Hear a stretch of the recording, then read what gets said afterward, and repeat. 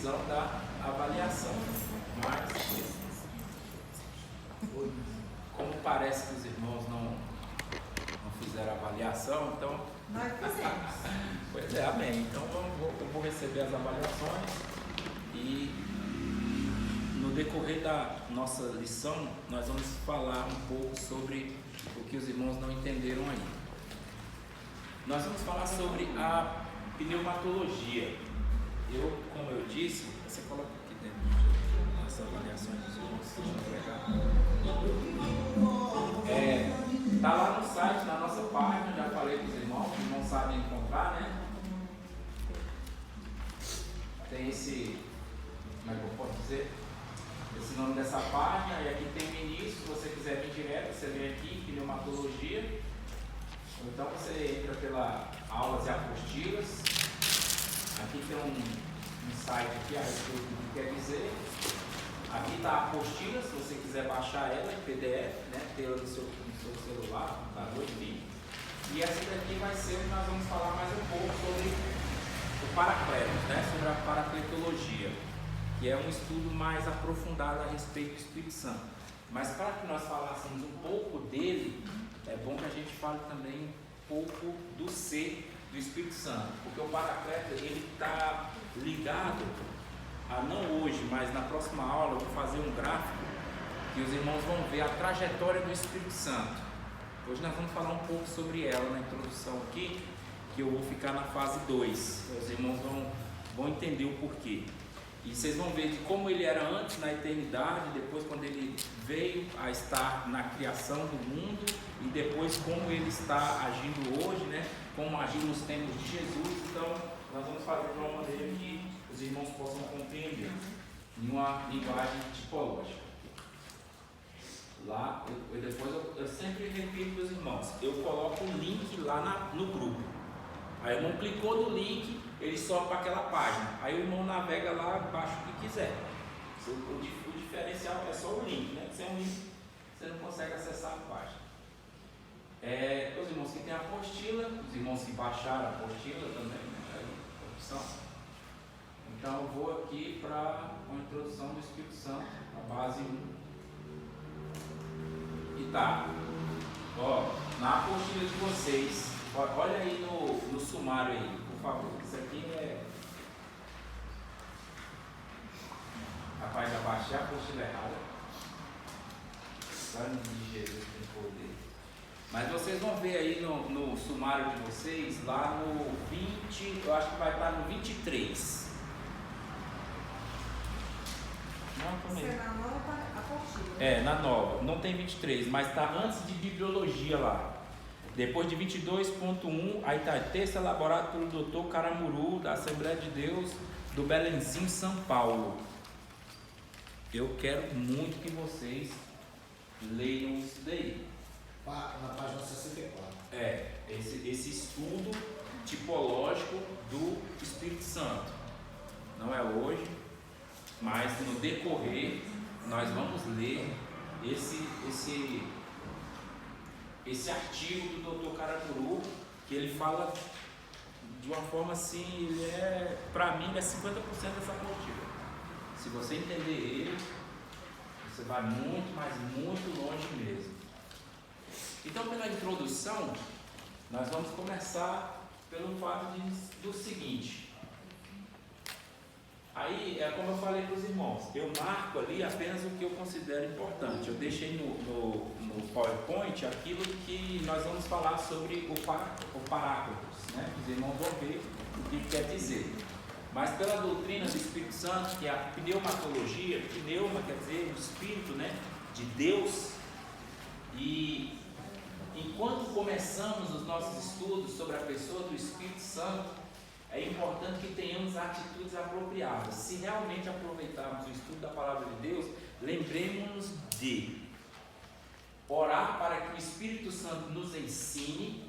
Por quê? Porque essa é uma das funções dele, né? Então eu vou abrir aquelas duas passagens ali, para que os irmãos vejam. E assim, sugiro que os irmãos, quando leem a apostila, também leiam as referências, porque elas complementam experimentam o que está escrito. E eu não sei se os irmãos notaram, vocês já viram em alguns outros livros de teologia, geralmente eles têm muita referência, muitos versículos. Então você acaba mais tempo lendo os versículos do que lendo propriamente o livro ou a apostila. Aqui eu faço diferente. Eu deixo mais o conteúdo e vou citando poucas passagens para que você apenas fique com essas poucas passagens, mas com o entendimento do completo. Então eu sugiro que você leia as referências citadas no texto. 14. João 14, 26, ele diz assim: mas o Consolador, quem é o Consolador? Ele diz: o Espírito Santo, a quem o Pai enviará em meu nome, esse vos ensinará as coisas e vos fará lembrar de tudo quanto vos tenho dito. Então quer dizer, é impossível você servir a Deus sem ter o Espírito Santo. Ele é o nosso companheiro, ele é o Paráclitos, né? O nosso ajudador, aquele que está do nosso lado, aquele que nos ajudará a chegar, a trilhar o caminho que Cristo preparou para nós. 1 Coríntios 2, do 11 ao 13, diz assim: pois qual dos homens atende às coisas do homem, senão o Espírito do homem, que nele está?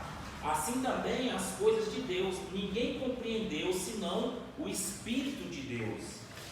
Ora, nós não temos recebido o Espírito do mundo, mas sim o Espírito que provém de Deus, a fim de que compreendemos as coisas que nos foram dadas gratuitamente por Deus. Então assim, quem é que pode sondar o Espírito, a vontade de Deus? É só o Espírito, porque o Espírito está dentro dele. Quem é que pode sondar você? O seu Espírito, né? Então o Espírito está em Deus. Quando nós nos aproximamos dele, nós conseguimos fazer o que Deus quer. Por quê? Porque nós sabemos o que ele quer. E diferente de fazer, é fazer o que é certo. Tem muita gente que faz muito, mas esse muito para Deus às vezes não é vantajoso. Quer ver? Falando um pouco sobre justificação, abra sua Bíblia aí em Romanos capítulo 9.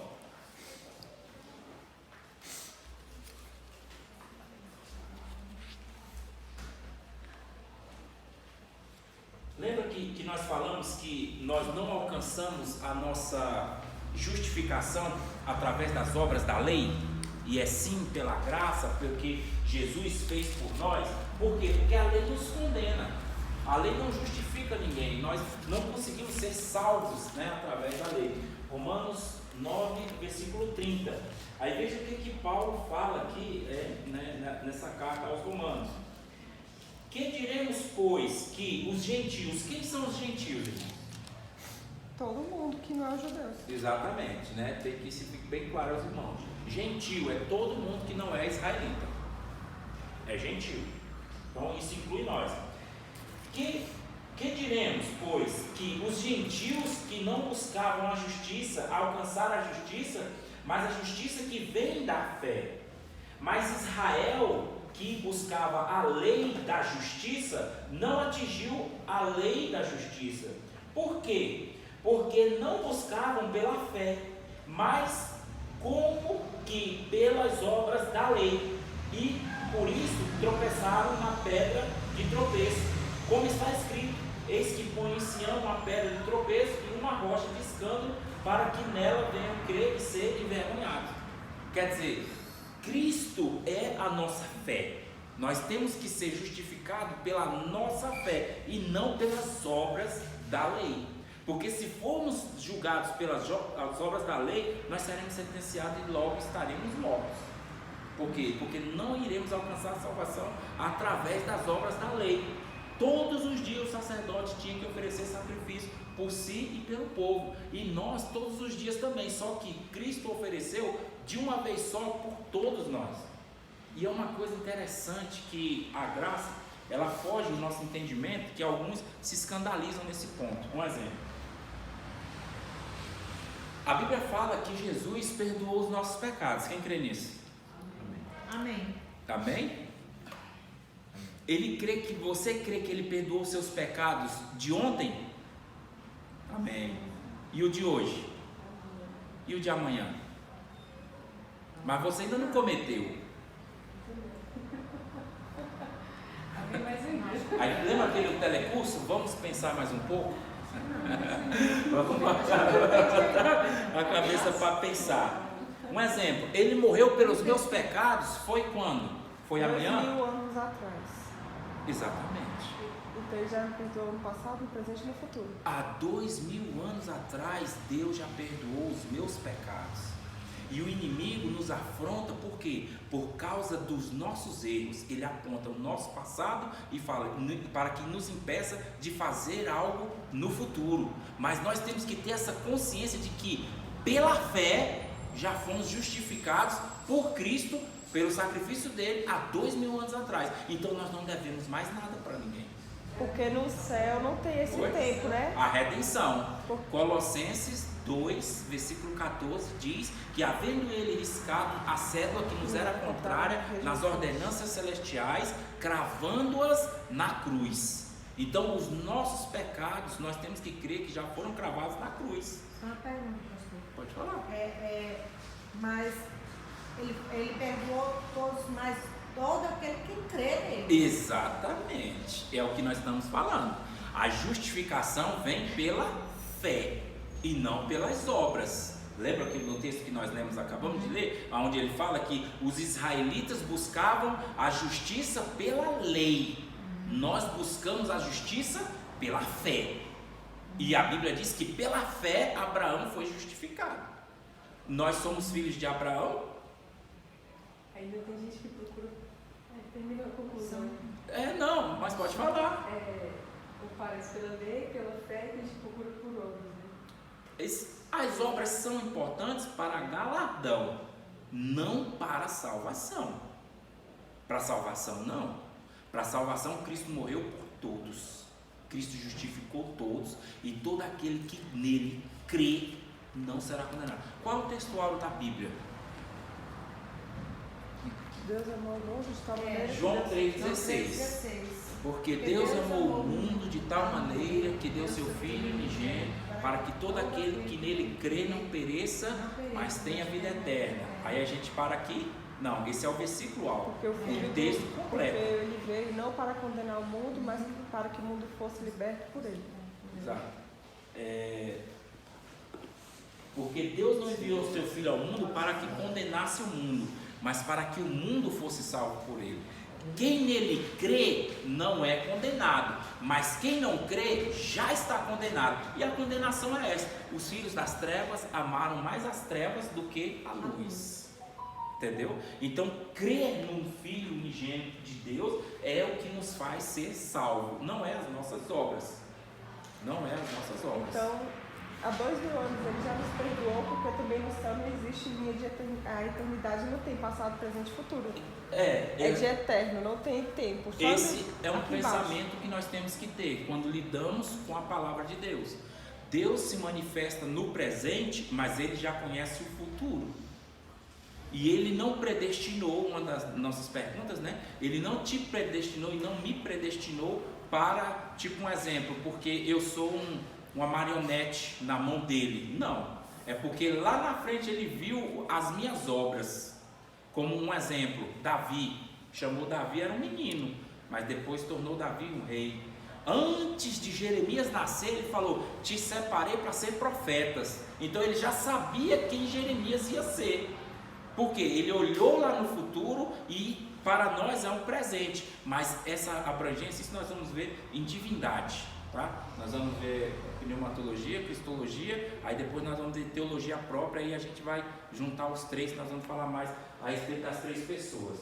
Então, crer no Filho unigênito de Deus é o que faz ser salvo? Sim, é a única opção. Vamos supor assim, as pessoas que fazem coisa errada, mata, rouba, aí já está quebrando os estatutos do mandamento, né? Pois é, já está perdoado. aí o que diz, né, é o que nós estávamos falando, vamos recapitular. Deus perdoou, você crê que Deus perdoou seus pecados? De ontem? O de ontem, amém? E o de hoje? Amém? E o de amanhã? E até o último dia da sua vida?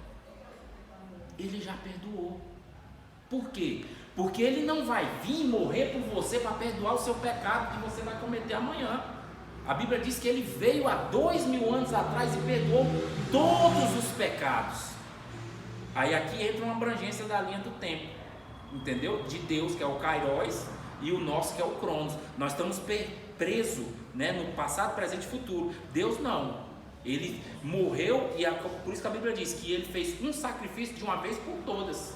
E através desse sacrifício, Ele nos livrou, nos purificou, nos lavou, nos santificou, nos redimiu, nos predestinou, nos justificou, nos glorificou, tudo em um só sacrifício. Então, eu não, tipo um exemplo, Jesus me santificou, beleza, agora eu, tipo assim, porque as pessoas acham que porque você está na igreja agora, você tem que se santificar. Isso é uma doutrina da nossa fé, é natural. Porque assim, quanto mais você se aproxima de Deus, mais perto dele você vai querer estar. E a Bíblia diz: sede santo porque eu sou santo. Então você vai querer ser santo como ele. Você vai deixando as coisas desse mundo e vai se parecendo com ele. Só que nós achamos, e o inimigo coloca isso na nossa cabeça, que quando nós tropeçamos, nós deixamos de ser filhos. Não. Nós simplesmente, é como se diz, nós passamos por um processo de purificação. Mas ele já nos purificou. O difícil não é ser purificado. O difícil é ser adotado. Que nem um exemplo, a eleição e a adoção, porque Ele nos adotou como um servo, não, como um amigo, não, como um filho, né? Nós podemos chamar de pai. É tipo um exemplo, eu posso fazer o que for com meu pai, com minha mãe, eu nunca vou deixar de ser filho dela, nunca vou deixar de ser filho dele. Por quê? Porque é meu filho, e assim Deus também nos tem como filho. Quando Ele olha para nós, Ele não vê nós, Ele vê o Senhor Jesus. E você acha que Jesus é digno de toda a honra, toda a glória, de todas as coisas que, de sorte de bênçãos? Foi isso que Ele preservou, guardou para nós. É por isso que fala, né, pastor? Todos aqueles que creem e foram batizados serão salvos. Exatamente, os que creem para a salvação. Galardão nós vamos falar um pouco mais à frente, não se preocupa não. Aí aqui agora a gente tem que começar. É o que eu estou falando. Essa aqui é a apostila, né? Os irmãos que chegaram agora aí, é como eu falei, lá na página, a apostila está lá. Na nossa página, você entra aqui em pneumatologia, ou então entra em aulas e apostilas, e aí no caso ela é essa apostila aqui. A nova, né? É. Pneumatologia. E essa daqui é uma introdução que nós vamos falar sobre ela já já. É só dar um dinheiro para a música baixar para a gente, né? Não, você baixa o celular. Não, tô falando A impressa tem sobrando aqui, é 15 reais. A impressa tem aí, né? Tá 15 reais, eu trouxe hoje. essa aí. Já trouxe? Já? Tem aqui, quem quiser, é 15 reais. Quero um dois. Pega aqui uma para o Gedilson também. Faço Pix, viu? Tá. Essa daqui é a página número 4, tá? Para você acompanhar na página aqui em cima. Ó, vamos continuar aqui. Especialmente no estudo da obra do Espírito Santo, aonde muitos têm feito de sua própria experiência a autoria final. Outros afirmam, em nome do Espírito Santo de Deus, terem recebido revelações extra-bíblicas. Nós temos que ter muito cuidado com relação a isso aí, porque nem tudo, né, que diz ser Deus é Deus. Aí aqui tem dois textos, né? Eu só vou ler esses dois e eu vou passar por um slide, que isso daqui é a apostila. Os irmãos não têm familiaridade com a apostila, então eu não posso cobrar isso de vocês agora. Eu vou cobrar a respeito da outra coisa. 2 Timóteo 3,16, ele diz assim, 16 e 17: toda escritura é divinamente inspirada e proveitosa para ensinar, repreender, para corrigir, para instruir em justiça, para que o homem de Deus seja perfeito e perfeitamente preparado para toda boa obra. Isaías 8, 19 e 20. Aí, como eu falei, eu aconselho que você leia essas passagens eu resumi a maioria delas para que não ficassem muitas passagens para vocês, né, para que vocês não percam muito tempo, mas é bom que vocês leiam. Versículo 19: quando vos disserem, consultai quem tem os espíritos familiares e os feiticeiros, que estileiam, né, que murmuram, respondei: acaso não consultará o povo ao seu próprio Deus? Acaso a favor dos vivos consultará os mortos, né? Porque as pessoas hoje fazem isso. A lei ao testemunho, quer dizer, a lei e a graça, nós estamos no testemunho, nós estamos na graça. Se eles não falarem segundo a esta palavra, é porque neles não há luz. Eu vou colocar aqui, essas aqui são as partes que eu achei que era interessante a gente falar. Eu ia falar até o capítulo 4. Separei aqui. Aí eu peço que você leia a sua apostila, pelo menos até o capítulo 3, para que a gente venha continuar na próxima aula pela apostila. Vamos aqui ao que interessa agora, que é a nossa aula de hoje. Que esse daqui, como eu falei, é uma introdução ao Paracletos, né? Primeira fase. Oi? Que nós estávamos lendo? Estávamos na página 4. Mas aí é o que eu estou falando. Na próxima aula, no decorrer da semana, vocês leem pelo menos até o capítulo 3. Que aí nós iremos comentar esses capítulos na próxima aula. Né? Hoje, como os irmãos não tinham, né? Não tenho como eu cobrar e eu vou ficar aqui lendo, a gente vai perder tempo. Essa daí, exatamente, é a nota. Então, o que eu quero falar aqui a respeito para vocês? A paracletologia, como eu falei, é um estudo mais aprofundado a respeito do Espírito Santo. Né? Porque a gente vê, o Espírito Santo é uma pomba, o Espírito Santo é o capítulo. É uma, como é que eu posso dizer? É o óleo, sim, são simbologias dele no Antigo Testamento. Isso nós vamos ver na nossa apostila, está tudo lá. Só que essa daqui é como se fosse, vamos assim dizer, um estudo mais avançado do Espírito Santo.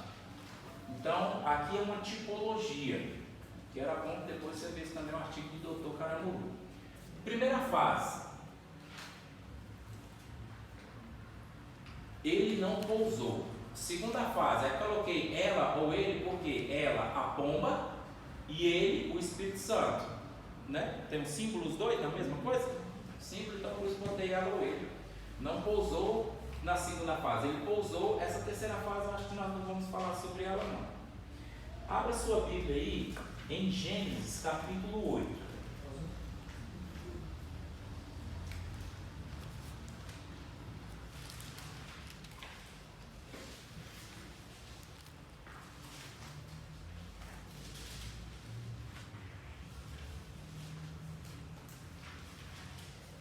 Capítulo 8, versículos 7, 8 e 9.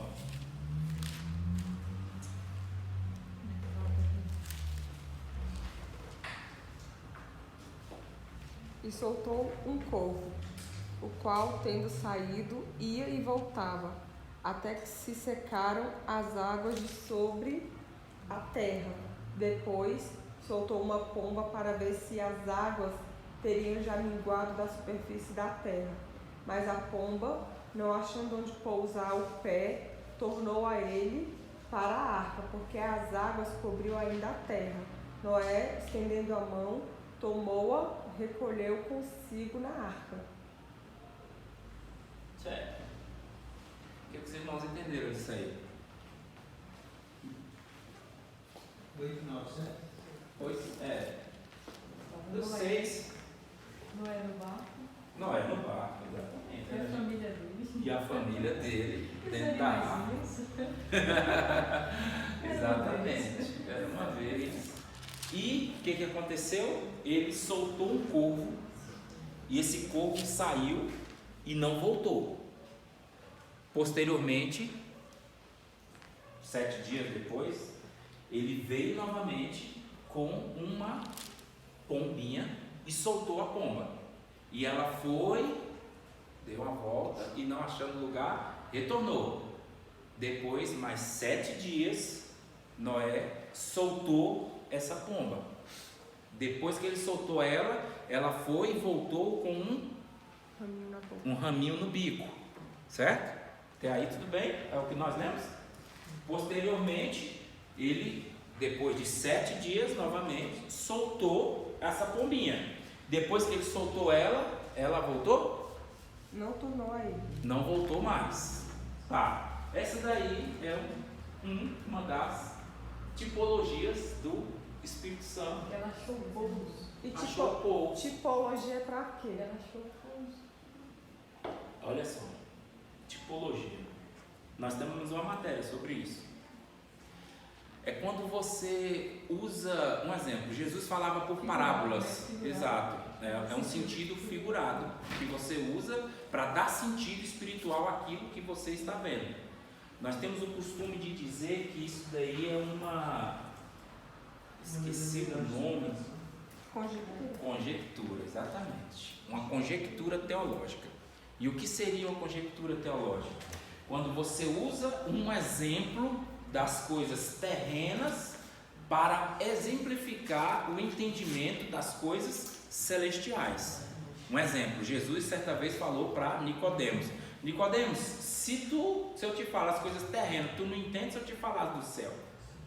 Mas depois Jesus falou: olha, o reino do céu é semelhante a uma massa, né, de pão, que quando ela é vedada com pouco fermento.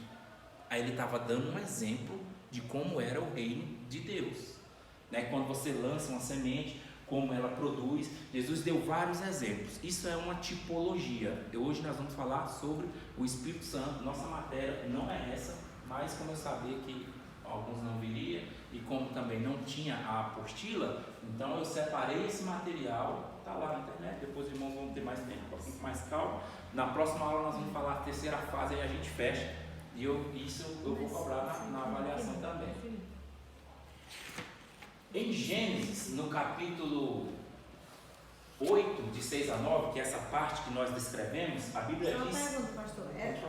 Essa primeira fase aí que você esperou, esse material que você separou, essas está lá na internet lá. Não, ela está em PDF lá.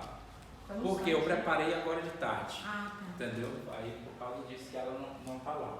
Mas está no site lá. Na hora que você entrar, é fácil de adquirir ela aí. Tá. Então, essa é a primeira parte. Eu vou começar a colocar uma descrição aqui. Essa é a primeira fase.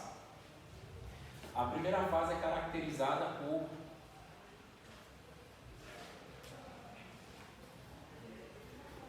Gênesis 1, versículo 2. Por quê? O que está escrito em Gênesis capítulo 1, versículo 2? A terra estava sem forma, vazia, havia trevas sobre a face do abismo, e o Espírito de Deus pairava por sobre as águas. Pairava. Exatamente. Ela se movia sobre a face das águas.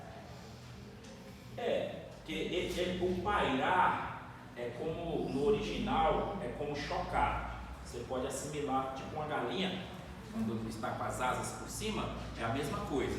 Né? Então o Espírito pairava, o Espírito estava por cima, ele estava ali. Né? É uma simbologia que nós temos. Exatamente. Essa é a primeira parte, né? Que também simboliza quando ele saiu da arca. Quando nós estávamos falando aqui na primeira parte. Por quê?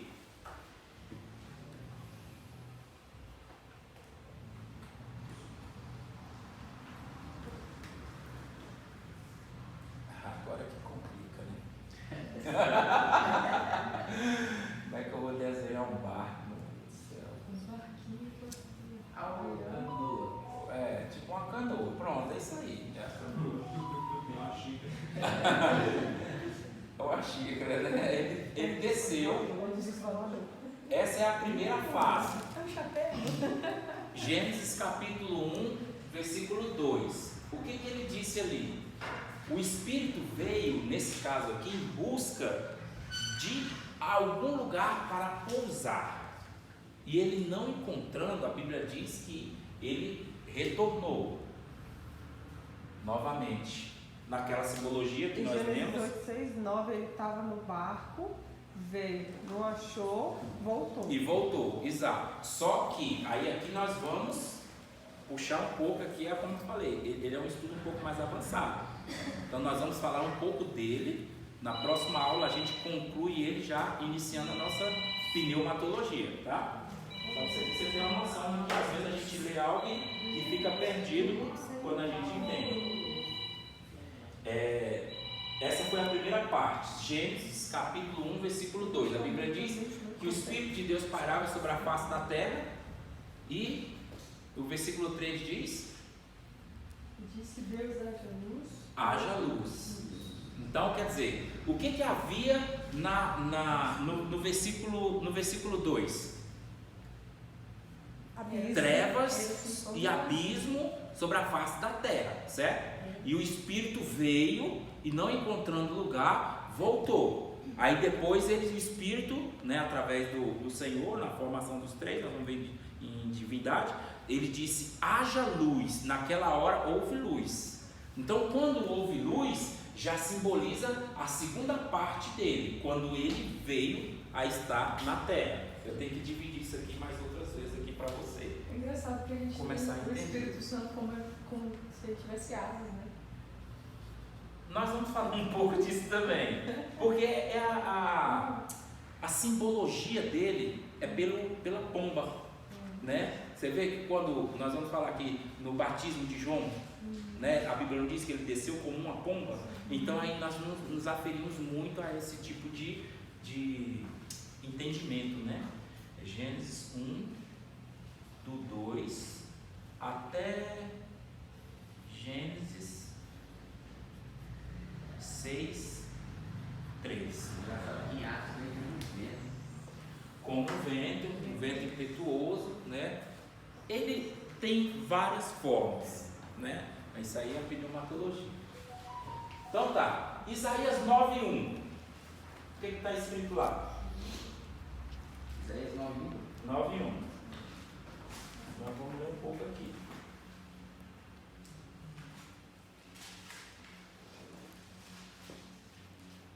Mas a terra que foi anunciada não será entenebrecida. Deixa eu ler aqui, olha só. Isaías capítulo 9, versículo 1. Está lá. Mas para que aqui estava aflita, não haverá escuridão. Nos primeiros tempos, ele envelheceu a terra de Zebulon e a terra de Naftali. Mas nos últimos tempos fará glorioso o caminho do mar, além do Jordão, da Galileia dos gentios. Isso te faz lembrar alguma coisa? Ainda não, né? Então vamos continuar. O povo que andava em trevas viu uma grande luz, e sobre os que habitavam na terra de profunda escuridão resplandeceu essa luz. O que ela quer dizer? O nascimento de Jesus? Pois é uma das partes. Vou ler o 3. E por multiplicar a este povo de alegria, aumentaste a todos que se alegrarão perante ti, como se alegram na ceifa dos que se exultam, os que repartem seus despojos. Porque tu quebrastes o jugo da sua carga e o bordão do seu ombro. Aí algumas traduções diz o jugo, né, do seu ombro, que é certo que como opressor, como nos dias de Midian. Porque aí você pula o 5, 6. E um menino se nasceu, e uns filhos se nos deu, e o governo estará sobre os seus ombros, e o seu nome será maravilhoso, conselheiro, Deus forte, Pai eterno, príncipe da paz, né? E o aumento do governo está sobre os seus ombros. Aqui ele está falando sobre a missão de Jesus. Mas o que ele quer, o que eu quero dizer aqui, para que você relembre, é que Cristo desceu, o Espírito Santo veio novamente, e quando ele esteve aqui, dessa segunda vez, eu não sei como é que eu vou desenhar esse ponto, mas eu tenho o costume de fazer só um pezinho. Mas ele tinha um raminho no seu bico. E ele levou de novo para a arca. Em que sentido que eu falo que ele fez isso? Quando Cristo veio, quando ele nasceu, nós entendemos que... Vamos continuar o texto aqui, e depois a gente volta e recapitula. João capítulo 1, versículo 26 e 28.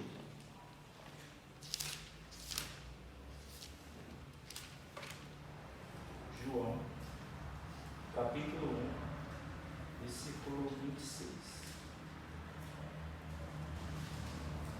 Respondeu-lhe João.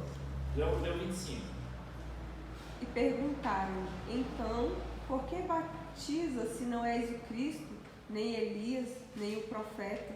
Respondeu-lhe João: eu batizo com água, mas no meio de vós está quem vós não conheceis, o qual vem após mim, do qual não sou digno de desatar-lhe as correias das sandálias. Estas coisas se passaram em Betânia, do outro lado do Jordão, onde João estava batizando. Amém, amém. Pronto, essa é a primeira parte. Então, e responder: eu batizo com água no meio de vós, e há um que não conheceis, né? Quem era esse que batizava? João. E batizava onde? O Jordão. Rio Jordão. E ele estava próximo de onde? Dos gentios. Da Galileia. Da Galileia. Lembra no texto que nós lemos lá em Isaías? E o povo se alegrou. É o caso que eu falo, né? A gente tem que... Isaías 9, versículo 1. Vê aí, gente. Eu não achei. João, é? Não, Isaías 9. Só um minuto. Mas para quem estava aflita a terra, né, na terra, os primeiros tempos, de Natal e tal, aí a parte B do versículo, na parte C, depois de ponto e vírgula. Mas nos últimos tempos fará glorioso o caminho do mar, além do Jordão, da Galileia dos gentios. O povo que andava em trevas viu uma grande luz, porque sobre eles habitava, né, sobre a terra uma profunda escuridão, e resplandeceu essa luz. Ele está dando o quê? Uma simbologia de como o Espírito Santo viria. E assim, a Bíblia, irmão, você entende ela da seguinte forma: ela é como se fosse um quebra-cabeça. Às vezes você pega uma peça, um versículo lá de Apocalipse, junta com um de Gênesis, pega um pedaço de Salmos e vai depois pega, entendeu? Você vai juntando. A ideia é essa, é você saber o local certo de colocar a peça. Ela não está numa ordem cronológica, né? A nossa ideia do nosso curso é tentar colocar os fatos na ordem cronológica, né? E isso às vezes demora um pouco, e é por isso que às vezes fica meio que desintuado. Por quê? Porque você está falando em Gênesis, aí você vai lá para Apocalipse, depois você volta para Êxodo, aí você vai lá para Judas, aí você fica, né, rodando a Bíblia toda. Você fala: mas eu pensei que quando eu fizesse teologia eu ia entrar e ia ler Gênesis 1:1, ia sair lendo Apocalipse 22. Não é bem assim, até mesmo porque os assuntos são diferentes, estão, né, embaralhados ali. Então, o que ele está dizendo aí? Que quando o Espírito Santo viesse, ele viria, e o povo que estava na Galileia veria essa grande luz. Só que João não conhecia ele. Mas nós não... Quem era João? Primo de Jesus. Primo de Jesus.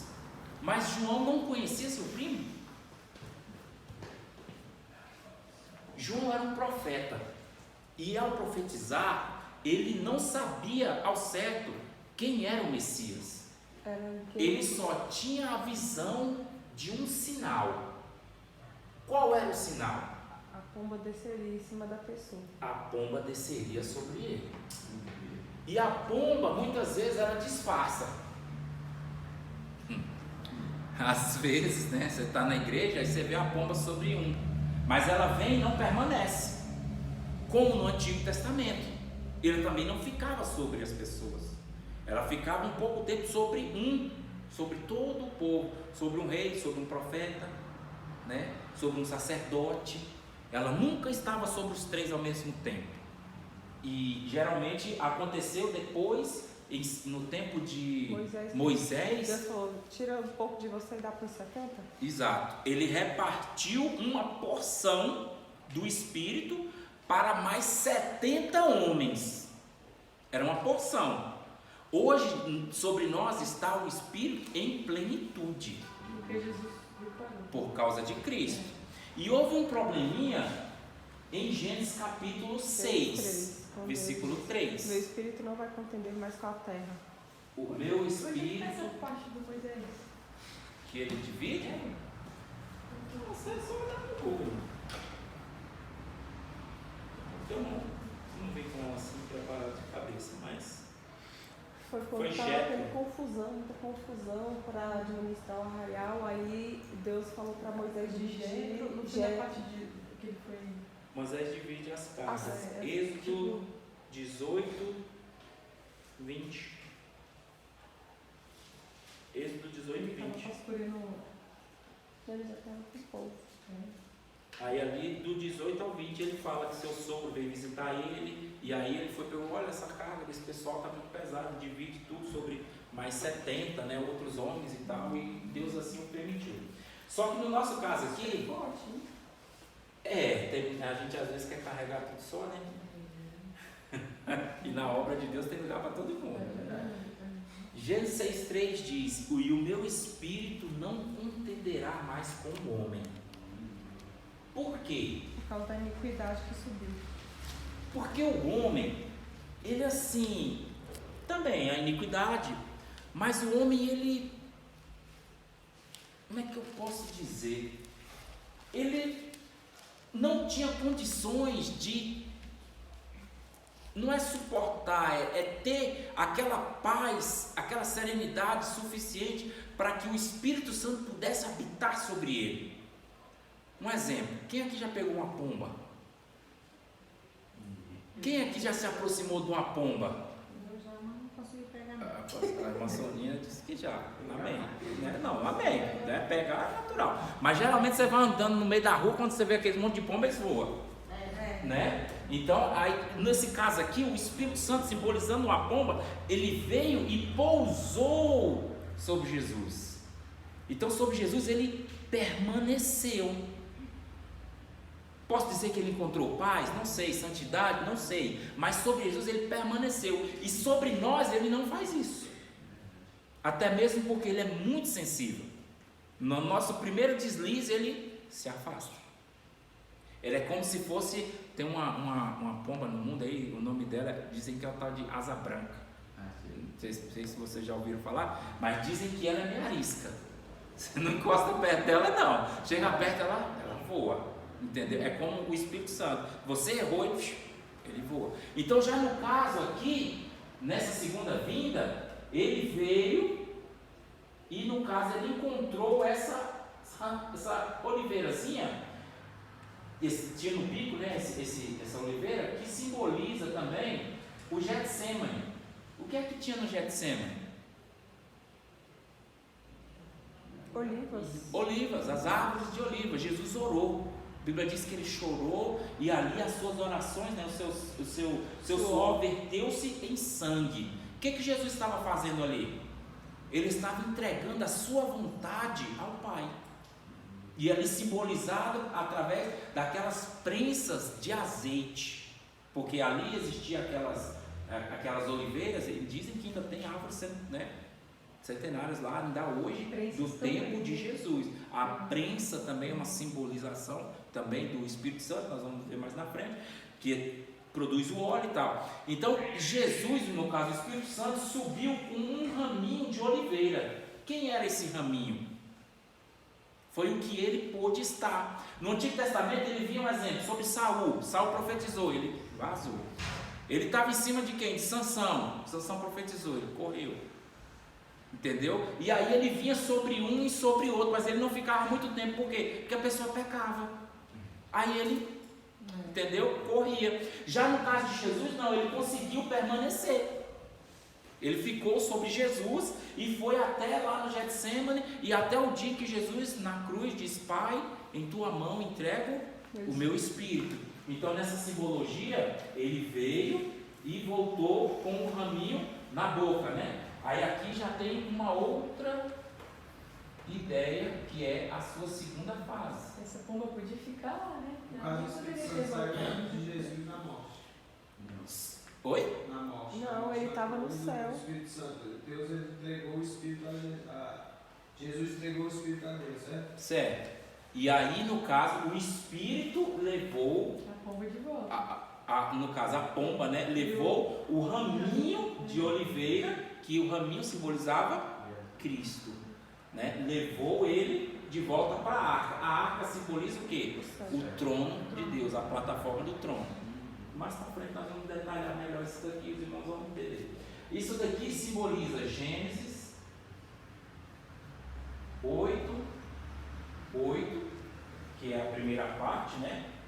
Até o 10. Essa outra primeira parte aqui é Gênesis 8, do 6 até o 9. Melhor botar aqui o 7, que foi o corvo. Por que que o corvo veio antes e o corvo permaneceu e a pomba veio e não ficou? O corvo simbolizava Satanás. E ele se apodera das coisas sujas. O corvo ficou na terra, com os dejetos, as coisas, porque a terra era sem forma e vazia. Existe uma lacuna entre o versículo 1 e o versículo 2 do capítulo 1 de Gênesis, aonde, né, a teoria, né, várias teorias, uma delas é que a gente acredita. Por exemplo, você vai refutar e dizer que os dinossauros não existiram? Aí o cara vai pegar e fala, e essa peça aqui, do dinossauro aqui no museu? Você vai dizer, não, isso aqui não, isso é coisa dessa, isso não existe, isso é coisa da sua mente. Você não vai poder falar isso para a pessoa. Então, nesse caso, ali nós entendemos que foi um reino mineral, que foi o reino aonde Lúcifer habitou, porque ele não estava na plataforma do trono, ele vivia na terra.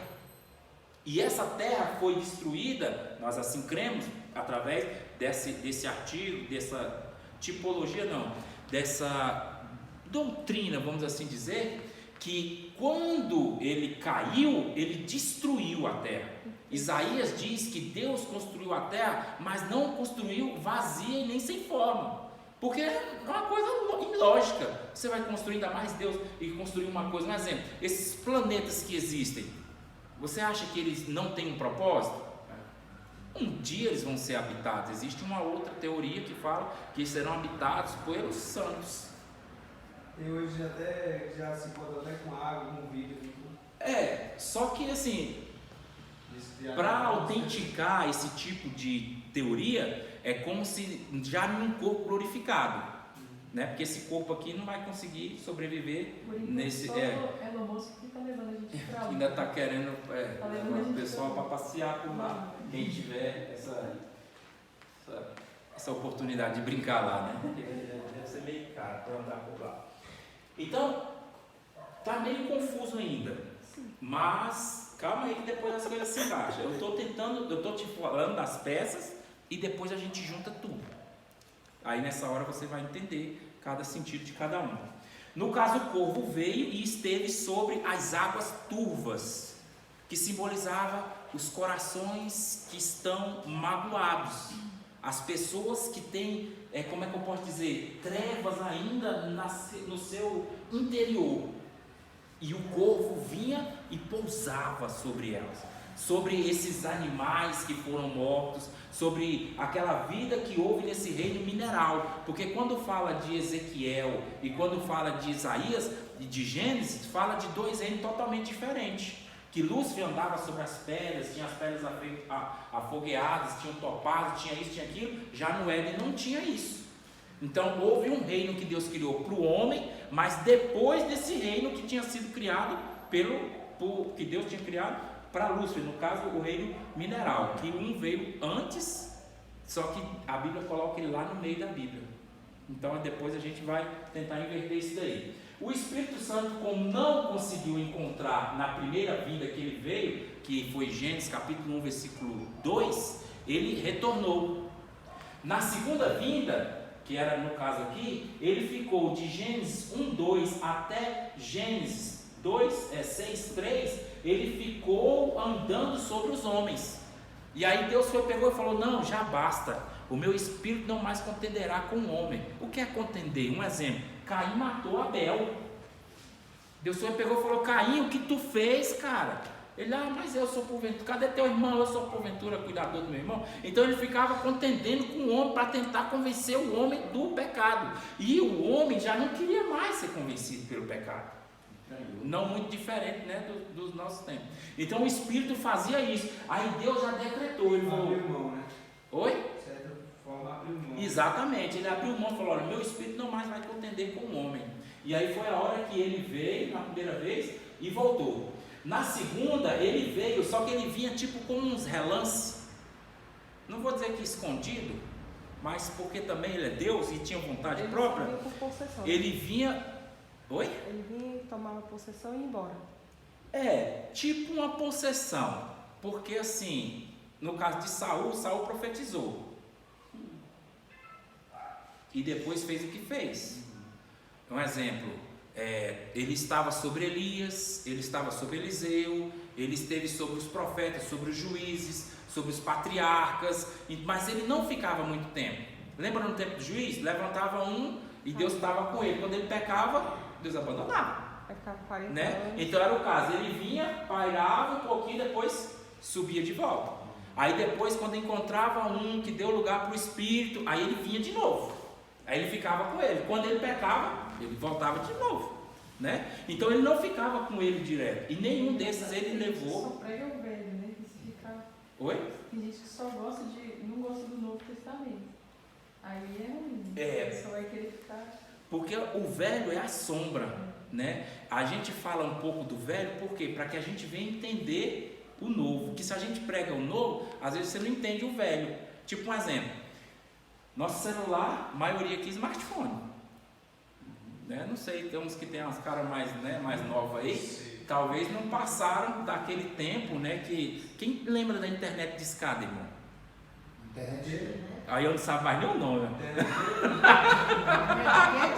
Internet a rede de escada. Você tinha aquele modemzinho, ficava aquele tamborzinho até conectar e tudo, aquela coisa.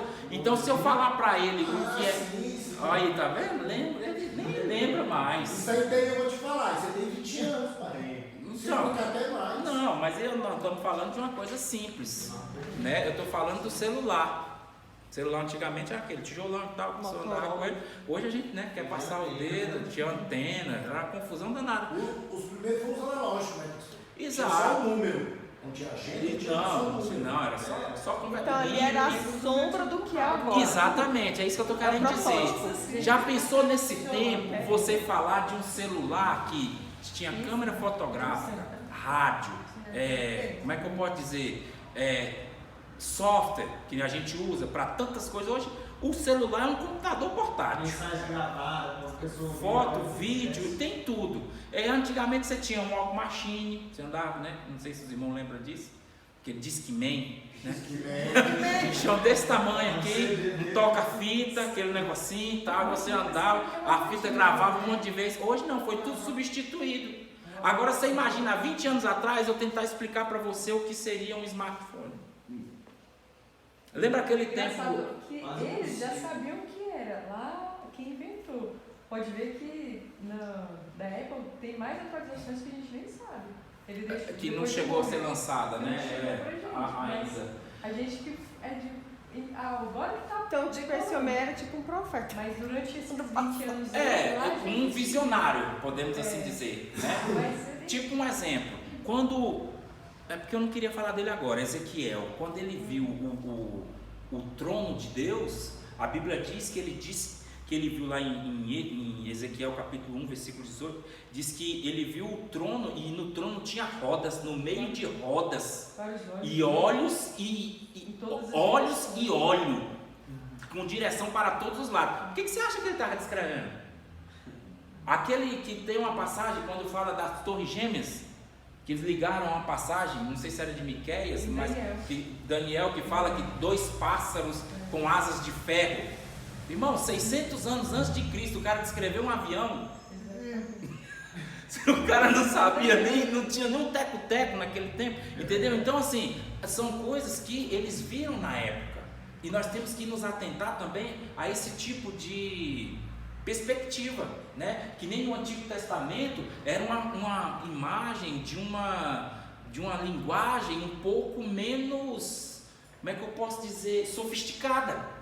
Já no Novo Testamento já era uma coisa mais sofisticada. E a gente ficar, como a irmã citou aqui, só no Antigo Testamento não é bom. Por quê? Porque ele é uma sombra do novo. E Jesus nos chamou para viver o novo e não o velho.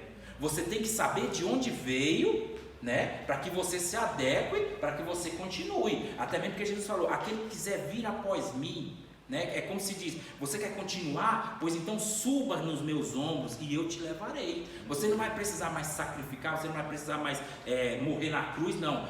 Eu morri no seu lugar.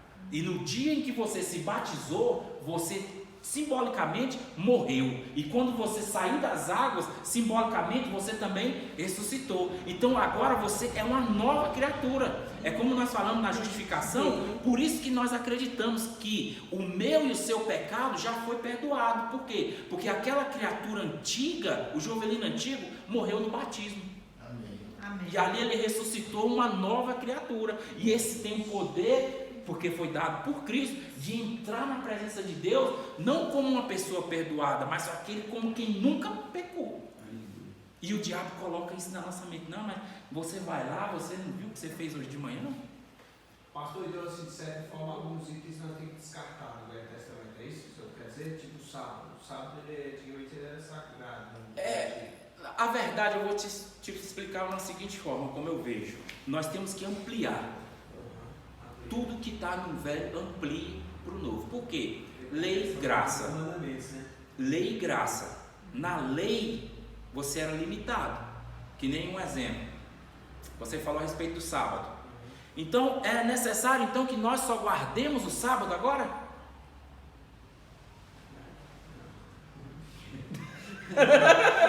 Você está na graça, irmão. Você tem que guardar todo dia. No Antigo Testamento, na lei, a Bíblia fala: amarás o teu próximo como a ti mesmo? Não. Olho por olho e dente por dente. Vacilou, cortou, eu mato. Não tem muita conversa não, né? Olho por olho, dente por dente. No Novo Testamento não. Amarás o teu próximo como a ti mesmo. Quer dizer, se no Antigo você fazia algo tipo assim, de uma forma menor, no Novo ele multiplica. É como um exemplo, né? Jesus fala: isso aqui eu estou falando da graça. E se a gente for pular para o reino, aí o negócio complica. Um exemplo, a respeito do amor. Antigo Testamento: olho por olho, dente por dente. Beleza, você cumpriu a lei. Na graça: não farás mal ao teu próximo, você fará o bem. E aquele que te bateu na tua face, você vira a outra. Se ele te pedir a túnica, dá para ele também a capa. Isso na graça. E no reino, Jesus já não disse: amai-vos uns aos outros, né? Como ele diz assim, como eu mesmo acabei de citar, que eu devo amar o próximo como a mim mesmo. Novo mandamento vos dou. Aí Jesus falou: se tu queres realmente entrar no reino, então ele diz: um novo mandamento vos dou, amai-vos uns aos outros assim como eu vos amei. Ixi, é amor demais. Aí então assim, o nível da graça para o reino é mais elevado. E isso tem tudo a ver com aquelas 3 partes. Não sei se os irmãos lembram que a gente fala: átrio, lugar santo e o santo dos santos. Então o átrio é quando você está na lei ainda. Um exemplo: ninguém fala sobre isso, sobre dízimo na igreja, com relação à lei. No Antigo Testamento você dava o dízimo do eno, do cominho, do hortelã, dava o dízimo de tudo. No Novo Testamento, como é que você deve dar o seu dízimo? Não apenas dízimo, mas com graciosidade. Por quê? Porque antes de você receber, Deus já te deu não apenas o que você tinha que devolver para Ele, mas Ele te deu 9 vezes mais do que aquilo que você tinha para receber. Você recebeu antes de semear. Lembra como foi no sábado lá no Éden? O homem entrou já por descanso. Foi o que Deus fez para nós. Deus já nos deu os descansos. Agora, como é no Novo Testamento, na graça, no reino? O dízimo é o mínimo recomendável da contribuição cristã. E qual é o máximo? A necessidade total da obra. Mas isso não é feito da noite para o dia. Isso é uma coisa que o Espírito vai trabalhando e vai movendo. Tem pessoas, olha, eu trabalho com um cara, ele é eu fugi um pouco da aula aqui, mas para que você entenda isso aqui. Ele é daquela casa eclética. E eu converso muito com ele. A gente vai conversando e tal. E quando foi esses dias, a gente falando sobre a Mega Sena, isso aqui serve para vocês. Onde vocês chegar, vocês podem perguntar a qualquer um. E aqui você vai descobrir se você está vivendo o seu chamado. Eu falando para ele, falando para mim que quando ele aposentar, ele vai morar lá nesse lugar lá, nessa cidade eclética lá. Eu nem sei onde fica. Aí eu falei, é mesmo, vai deixar a família? Se minha mulher não quiser ir, eu vou. Eu falei, é sério, cara? Ele é. Eu falei, e se tu ganhasse na Mega Sena? Ele, ó, eu ia comprar uma casa de uma pessoa e eu ia para lá. Eu ia morar lá, eu ia arrumar aquele negócio, ia arrumar o terreno lá e tudo, e ia fazer que nem disse que o Alcanã fez lá e tudo. Falei, é mesmo, cara? E esse dinheiro, você ia fazer o quê? Eu ia empregar todo lá, ele até disse que tem uns projetos, né? Ele ia falar, eu ia te dar 2 milhões. Eu falo para ele, né, que eu tenho uma ideia, tipo de, que já aconteceu, eu já até citei, que tem as pessoas que dá banho, pessoal na rua, os mendigos, dá sopa e tal, né? Então, comprar um trailer, ele falou, tu vai montar a sua igreja e vai dar banho nos mendigos. A conversa dele é ele falando para mim, né? Eu falei, cara, tu tá vivendo o teu chamado. Aí ele olhou assim, por que você fala isso? Eu falei, porque se você perguntar, a maioria das pessoas se ganhar na Mega Sena, a primeira coisa que ele fala é vai sumir da igreja. Ele não vai continuar fazendo o que ele fazia. A vida dele vai mudar. Vai mudar? Claro que vai. Mas se você está vivendo o seu chamado, irmão, o dinheiro não te afasta do seu chamado. O dinheiro potencializa o seu chamado.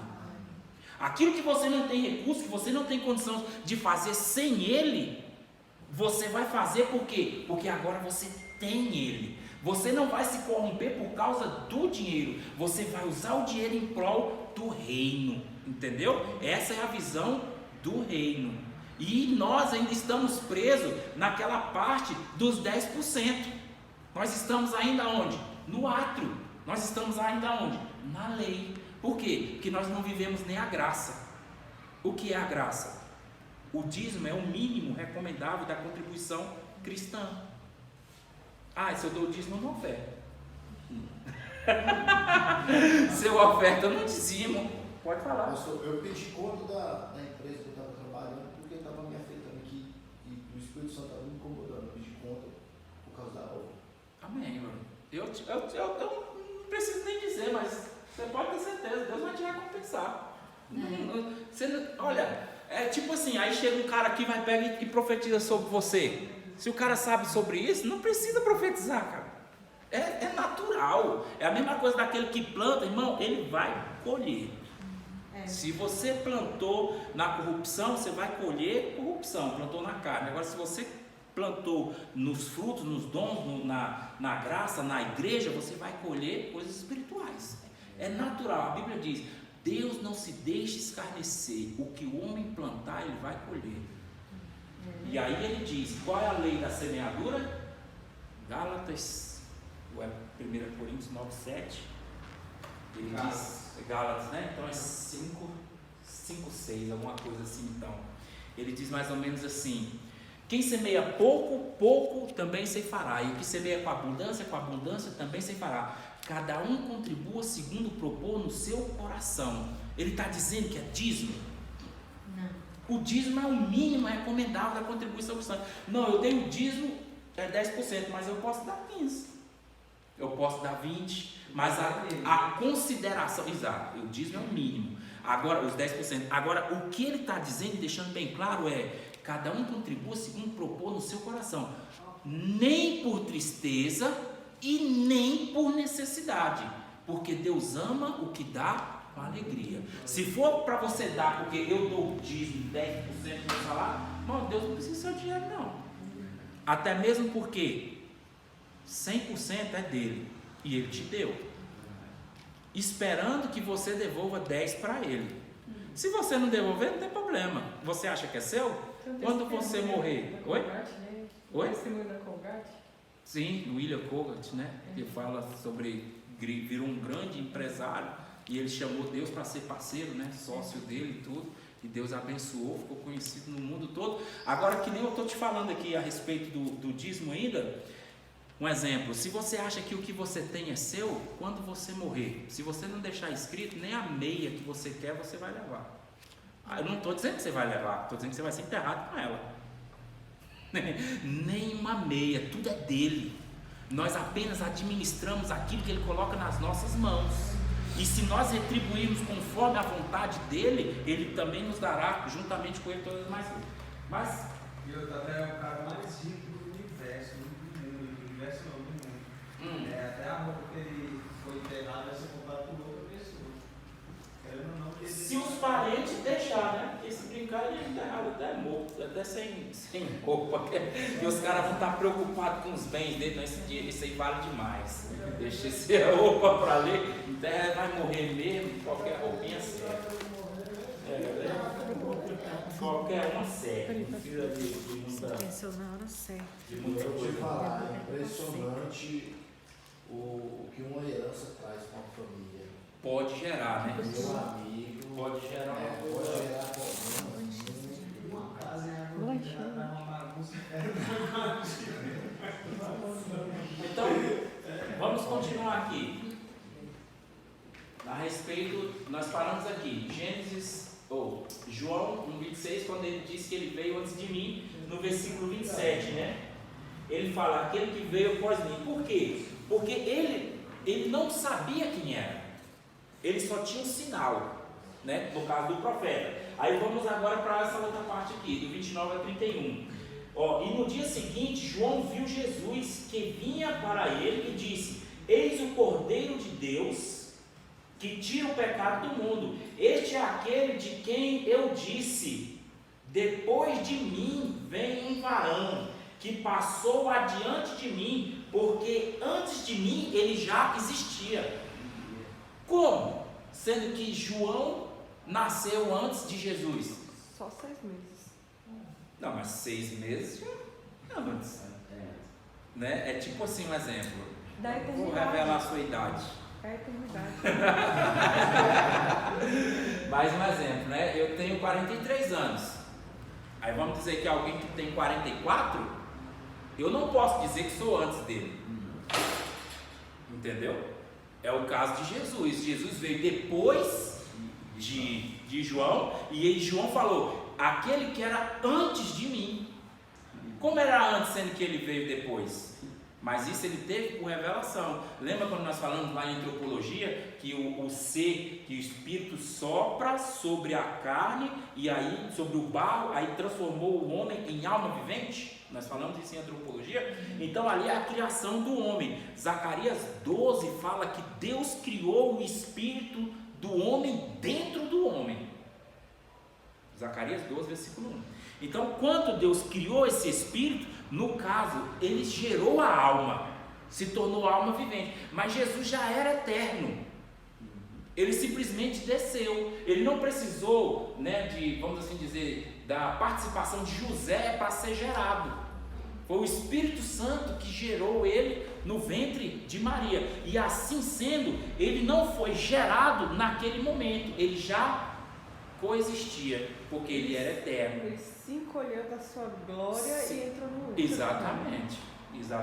Isso foi o que aconteceu no caso de Jesus. Então, por isso que João diz, aquele que era antes de mim, o qual eu não conhecia, mesmo sendo primo dele, eu não conhecia. Aí ele continua, no versículo 31, eu não conhecia, mas para que ele fosse manifestado a Israel, é que vim batizando em água.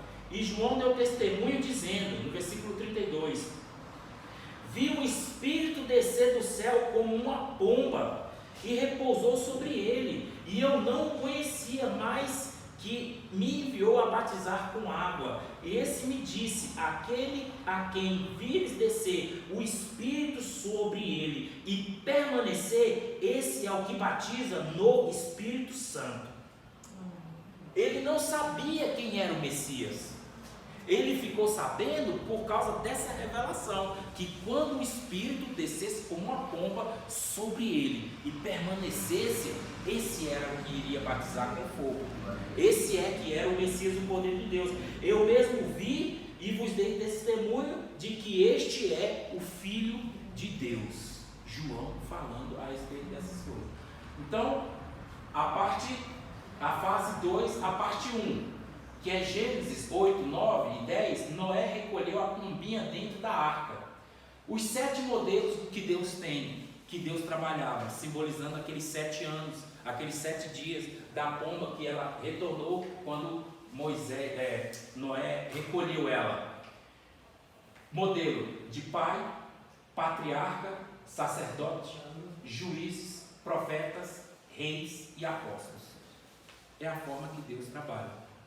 Depois de 7 anos, simbolizado, claro, né? Porque ele veio nessa ordem, até os apóstolos, Jesus veio.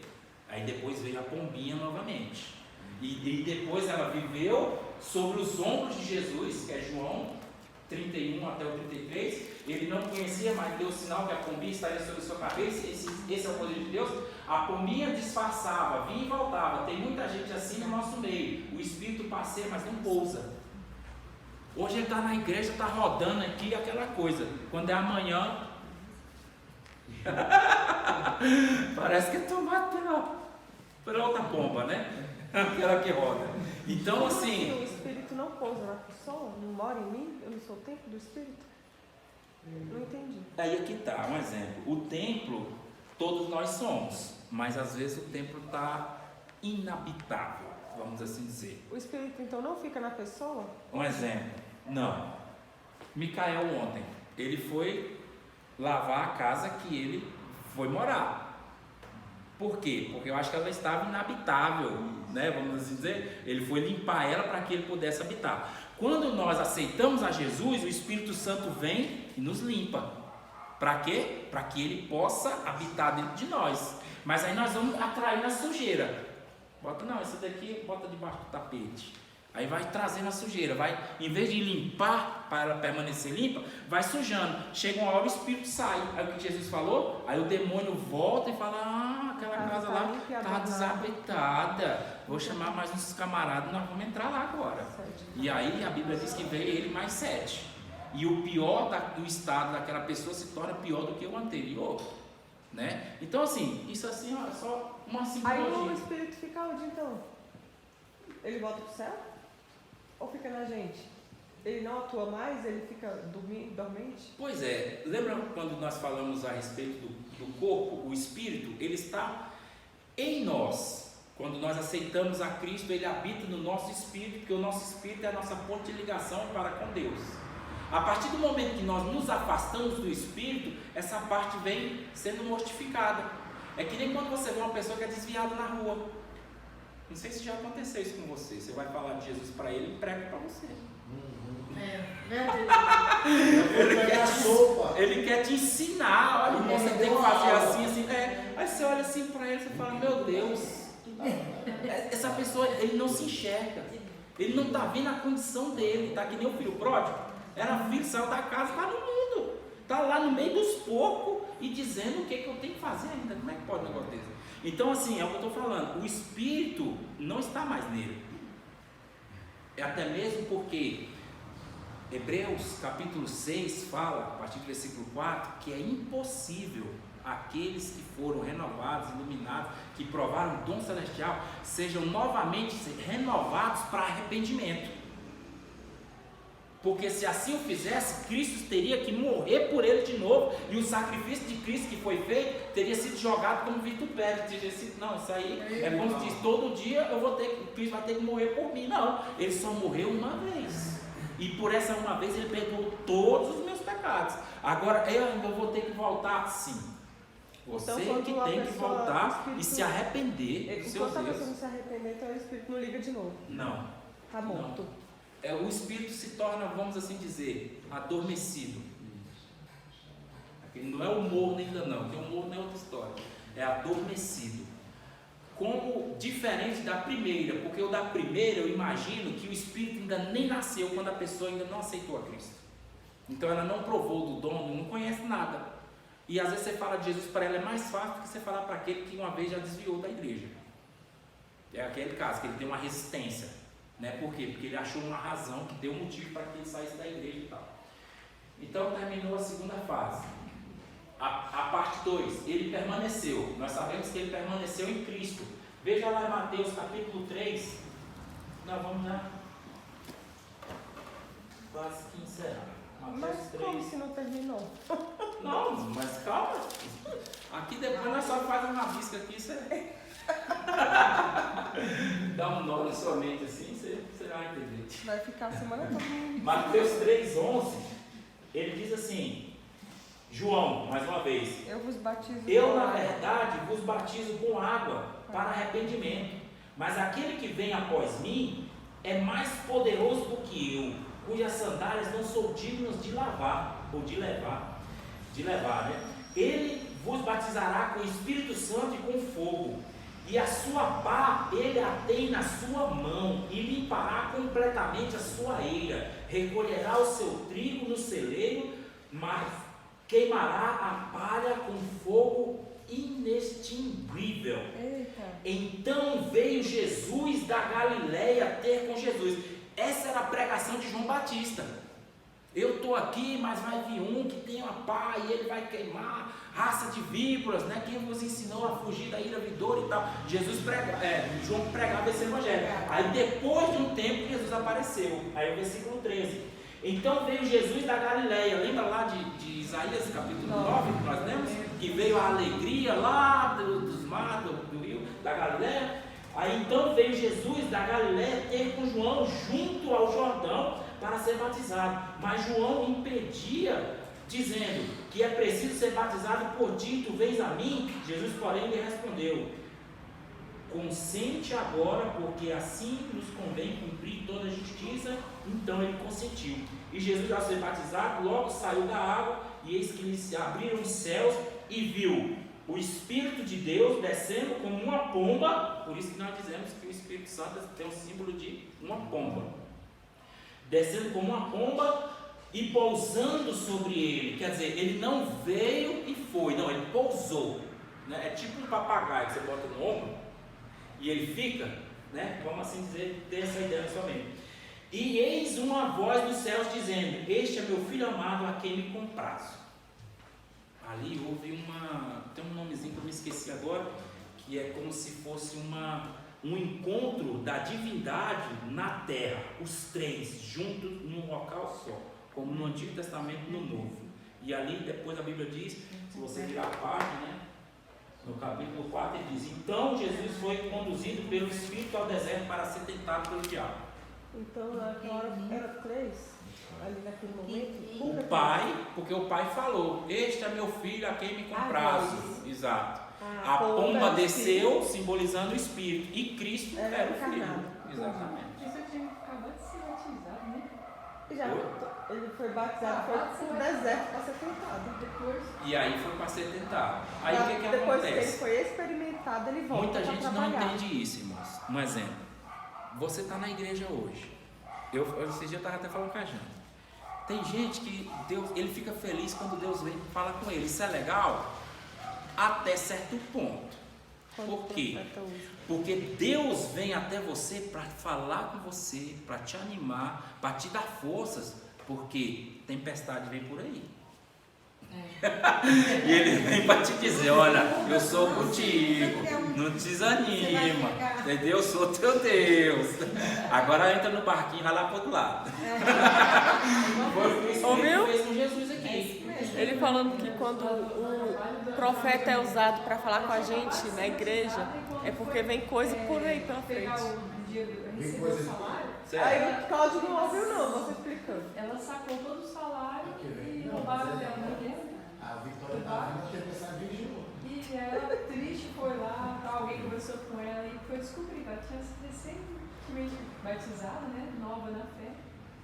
E assim, estava sem entender porque Deus deixou isso acontecer. Permitiu que isso tivesse acontecido. Aí o pessoal, assim, alguns entenderam ali, era cristão, né? A minha amiga também, fizeram a vaquinha para ela lá e restituiu. Foi restituído, né? em Cristo o que ela perdeu. Eu falei pro Jovelino assim, Não. na vigília o profeta foi usado por um monte de gente, né? Eu falei, poxa, ele não falou nada comigo. Ele falou, isso não é ruim, isso é bom. Mas por quê? Aí ele explicou pra ele. Pois é o que eu acho. Né? Isso é o que eu acho. Mas Porque com eu Jesus- sei que quando está chegando uma vez na nossa vida, ele Vem, exato. Ele não vem avisar.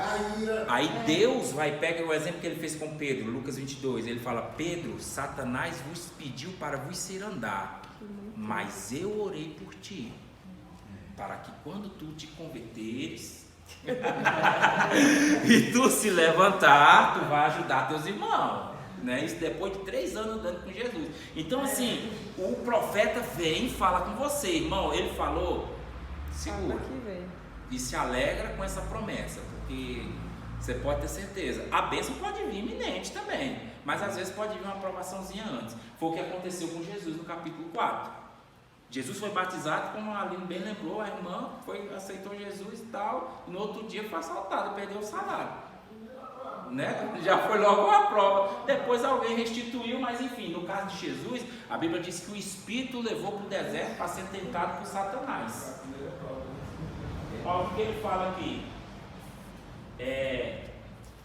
E Jesus foi conduzido pelo Espírito ao deserto para ser tentado por Satanás. E jejuando 40 dias e 40 noites, depois teve fome. E chegando a ele o tentador lhe disse, mas não é isso que eu quero falar para você não. Eu queria falar... Foi conduzido pelo Espírito. Mateus 7, né? 4. Foi de Mateus 4. Ele foi trasladado ali. Ele era corpo também, né? É porque Jesus, quando ele foi... Mateus 7, Arrependei-vos, é porque eu não estou não. Porque Jesus, quando ele voltou, ele foi no Espírito para o deserto. O Espírito o conduziu para o deserto e lá ele foi tentado. Depois que ele foi tentado, ele voltou cheio do Espírito.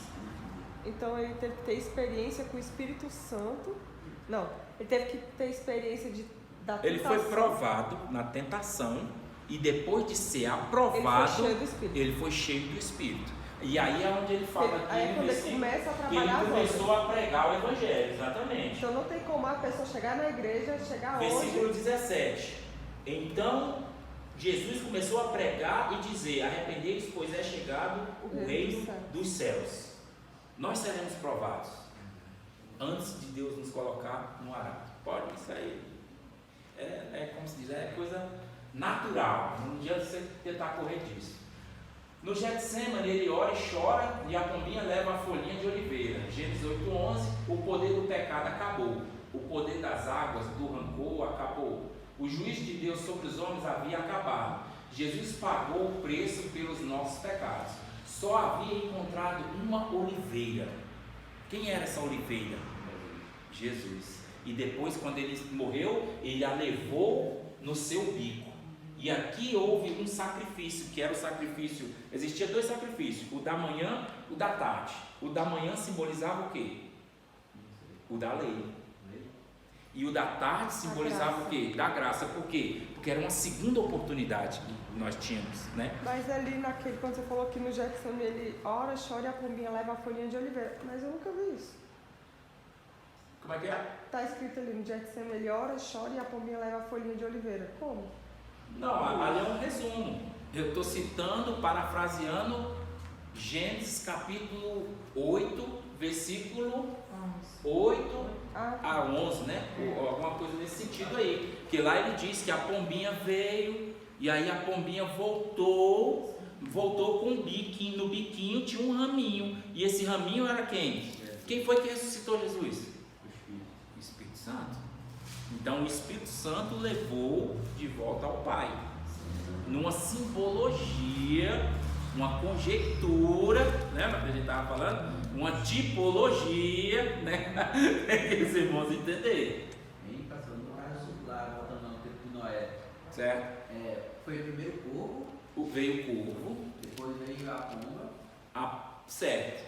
O corvo veio, saiu e não voltou. Aí o mundo havia trevas. Quando Deus criou o jardim do Éden, né? O jardim no Éden, botou ali, Deus não falou que tinha do lado de fora para Adão. E do lado de fora havia trevas, né? E depois que passasse pela aprovação da eleição, qual era a eleição de Adão? Escolher a árvore do conhecimento ou a árvore da vida. Aí veio Eva, né, Jana? Eu não. Pegou a fruta, mas enfim, isso aí é outra história, a gente estava brincando um dia sobre isso. Continua. Aí, no caso, Noé mandou a pomba primeiro, né? Certo?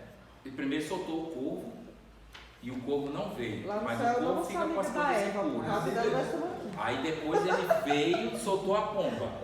A pomba Eu não foi. sou amiga dela. E nisso o que aconteceu? Fácil. Quando a Eva queria ser minha amiga, eu falo, sai daqui, vai que você me tenta, né? Fala, Micael. Sim, aí foi a segunda que ele soltou que veio com o raminho ou foi a primeira? Na segunda. Então ele soltou Porque o a corvo. primeira ele veio e não encontrou ninguém. Gênesis 1:2. É porque não tinha ainda terra. Pairava Ele pairava só sobre as águas. Aí ele voltou. Aí em Soltou Gênesis, o corvo, né? E duas pombas. Nesse caso, não é duas pombas. É a segunda vez que ele soltou a pomba. É a mesma. Ah, entendi. Entendeu? Aí depois ele soltou ela uma terceira vez. Entendi, era a mesma. Achei que era animal. Que era outra pomba. Não, Terceira não, vez porque que foi soltou voltou. qual? Aí, você já quer Só falar da que são próxima fatos aula. diferentes. Eu digo o fato que quando Deus criou o mundo e quando Noé. Tem que dividir isso aí também. No caso de Noé, veio depois do dilúvio. Sim, é uma simbologia. É uma simbologia. Por isso que eu estou falando que o Paracletos lá, ó, ele é um estudo mais aprofundado da pessoa do Espírito Santo. Pneumatologia é um estudo que, por exemplo, ele vem até nós. Só que o Paracleto é o que ele faz. É que nem quando eu digo para você, vamos estudar Cristologia. Você vai estudar a pessoa de Cristo. Aí você fala, não, vamos estudar Messiologia. Você vai estudar a pessoa do Messias. Quem é o Messias? O prometido, o aguardado, o desejado das nações. O que estava reservado desde antes da fundação do mundo e tal. E o que ele fazia antes da eternidade. Você consegue imaginar quando era só o Pai, o Filho e o Espírito? Foi bem solitário. Será? Né? A gente Deus não faz sabe, para nós. né? Mas ele quis dividir isso conosco. Então, nós vamos meditar mais na próxima aula sobre isso aí. Nós vamos trazer um outro gráfico para vocês, vai ficar melhor. Ei, pastor. Oi. E diz na Bíblia que Jesus saiu com o cheiro do Espírito Santo, cheiro do Espírito, depois que ele foi quebrado? Tem essa passagem, ela está aqui, eu que não estou encontrando ela aqui. Porque ele foi no Espírito e voltou cheio do Espírito. E aí começou a pregar o Evangelho. Deve estar em algum dos outros evangelhos, não de Mateus. A primeira saída da pomba, ela saiu da arca e regressou, Gênesis 1:2 até 6:3. E ele não conseguiu habitar no coração do homem. A segunda saída, a da pomba, Noé esperou outros 7 dias. No versículo 10, tornou enviá-la para fora da arca. Ela voltou no período da tarde. Essa hora tipifica os momentos da morte de Cristo. A pomba regressou à terra, né, por intermédio de Cristo, e depois regressou em sua morte, quando Jesus entregou o seu espírito como uma oliveira no bico. Chegaram ao fim do dilúvio, o juízo de Deus, né, sobre os homens havia acabado. A pomba volta pela terceira vez, e essa é a parte da terceira aula, que aí nós vamos já entrar com a apostila que o irmão vai ler desde o capítulo até o capítulo 3. Porque aqui em Gênesis, no capítulo 6, ele fala, meu espírito não mais contenderá com Deus. Deus já tinha decretado como homem. Deus não vai mais mandar o Espírito Santo sobre os homens. Só que o Espírito Santo ficava entre as rodas, né, dos pés dos querubins. Ele não habita em trono. Existem os 7 tronos, né, os 7 Espíritos de Deus, os 7 candelabros, tudo são representação da igreja, do Espírito, os 7 Espíritos de Deus também, que fala lá em Apocalipse. Mas o Espírito, de vez em quando, ele vinha e habitava no homem e saía. Aí o homem fazia alguma coisa, tipo, o exemplo de Juízes. quando ele vinha sobre um homem e habitava sobre ele, aí quando ele pecava ele saía, aí depois levantava um outro juiz que nem um rei, que fazia o que era certo aos olhos do Senhor, aí Deus abençoava, aí o filho dele fazia o errado, aí Deus se afastava. Então era nesse sentido. Mas por quê? Porque o Espírito não mais ia habitar sobre o homem. E aí Jesus olhou para os discípulos e falou: olha, ficai em Jerusalém, porque eu rogarei ao Pai. Vocês só gostam de falar da música, né? Estou falando aqui é da Bíblia. Ele falou: porque eu rogarei ao Pai. O que é um rogo? Oração. Mais forte. Clamor, né? Mais forte. Por quê? Porque um rogo é como se, um exemplo, você chega para sua mãe, chega e fala para você: você não vai sair hoje à noite. Na hora. Ah, mãe. Você vai lá: poxa, mãe, deixa logo hoje. Aí você vai se justificar para ele e tal. É como se Jesus chegasse para o Pai e falar: eu rogarei ao Pai, e ele vos enviará o Consolador, que é o Espírito Santo. Quando foi que Jesus subiu? Quando o Espírito levou ele. Dias, não. 40. Hã? Depois de 40 dias? Pois é. Eu vou fazer essa conta aqui para a gente encerrar.